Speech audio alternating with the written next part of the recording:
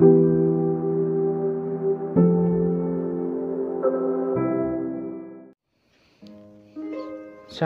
selamat pagi anak-anakku yang dikasihi Tuhan. Mari sebelum kita mengawali aktivitas pembelajaran online pada hari ini, kita mendengarkan firman Tuhan yang masih mengangkat tema tentang takut akan Tuhan. Bacaan diambil dari Amsal 8 ayat yang ke-13. Beginilah firman Tuhan. Takut akan Tuhan ialah membenci kejahatan.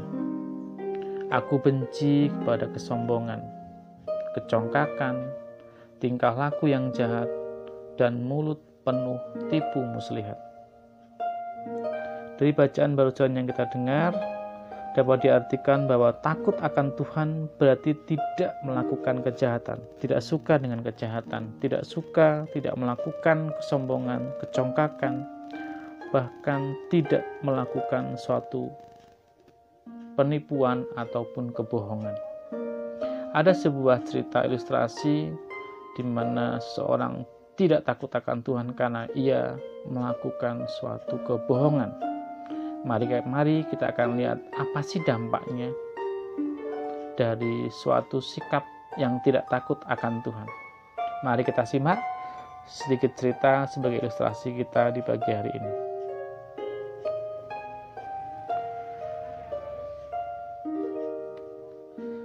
Kisah seorang pengemis. Suatu hari, seorang pengemis mencari makanan di pasar.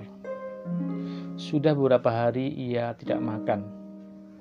Di sebuah warung makanan, pengemis meminta belas kasih kepada pemilik warung. "Wahai pengemis, tampaknya engkau kelaparan," ucap pemilik warung. "Benar, Tuan. Sudah beberapa hari ini aku tidak makan. Aku sangat kelaparan. Bisakah engkau memberikan sedikit makanan padaku?" pinta pengemis itu. Mendengar pengakuan si pengemis, pemilik warung merasa iba. Ia pun membungkuskan makanan dengan lauk yang sangat enak. Wah, si pengemis tak pernah makan makanan seenak itu. Si pengemis pun berniat akan menyantap makanan itu di rumah.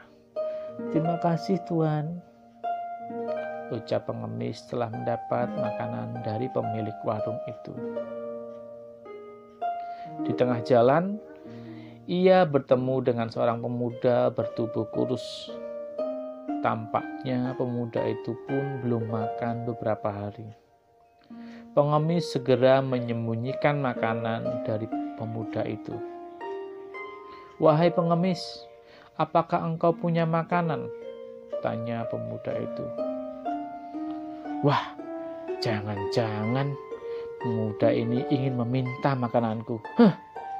Makanan ini kan sangat enak. Tak mungkin aku berbagi padanya, batin pengemis itu. Pengemis itu berpikir sejenak. Akhirnya ia berbohong dengan mengatakan bahwa ia tak memiliki makanan. Bahkan ia mengatakan sudah beberapa hari tidak makan. Pemuda itu menjadi kasihan. Ia lalu menyodorkan roti yang besar untuk pengemis. Pengemis pun langsung melahapnya. Setelah mengucapkan terima kasih, pengemis itu berpamitan. Kejadian itu tak hanya terjadi sekali. Ada banyak orang yang bertanya sama seperti pemuda itu. Pengemis terus berbohong, membuat orang menjadi kasihan. Tanpa rasa curiga, mereka memberikan makanan kepada pengemis.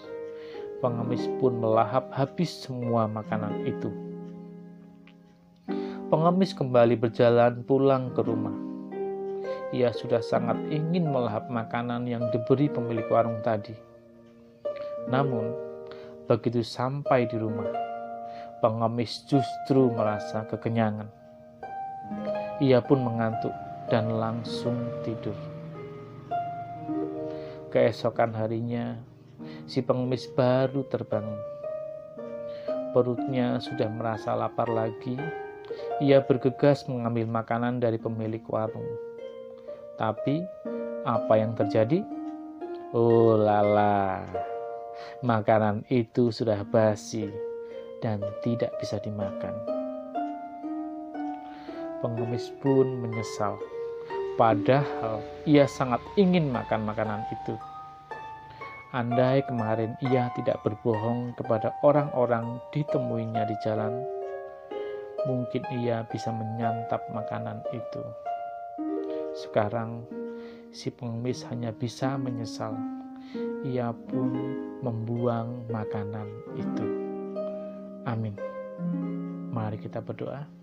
Bapa di surga, kami mengucap syukur padamu atas berkat dan karunia-Mu sehingga kami dapat berkumpul kembali melalui pembelajaran online ini.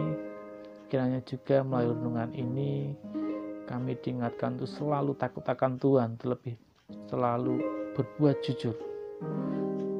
Kiranya melalui renungan ini juga hati kami terketuk untuk selalu berbuat baik dengan orang-orang sekitar kami.